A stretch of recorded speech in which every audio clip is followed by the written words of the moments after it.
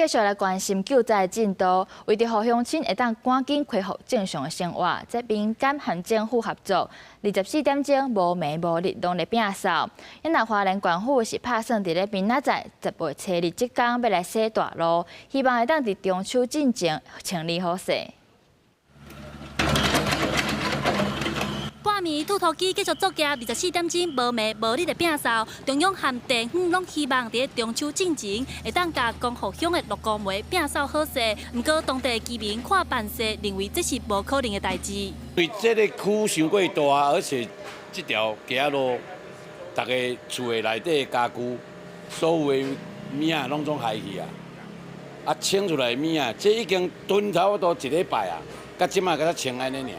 伤物件伤济啊！你家己看，拢甲迄落那散的啊！哦，阮安尼倒一工安尼，哦，无倒啦。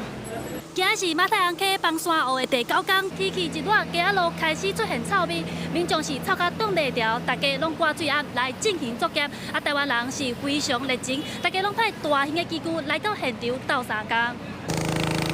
有民间企业出动喷水车、怪手来斗相共，也有水电师傅家己创一个群组，将200多位的水电技工来替受灾居民修理电路。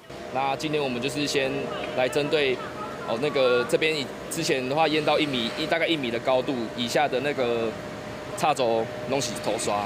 那插中拢没使用啊！我们现在已经开始洗街了，最主要是希望能够力拼在中秋节前，能够将整个街道恢复市容，然后还给民众正常的生活。除了民间的力量，花莲县府也伫日时出动2000多名的人力，253台机具，24点钟来拼进度，希望让灾区的居民赶紧恢复日常的生活。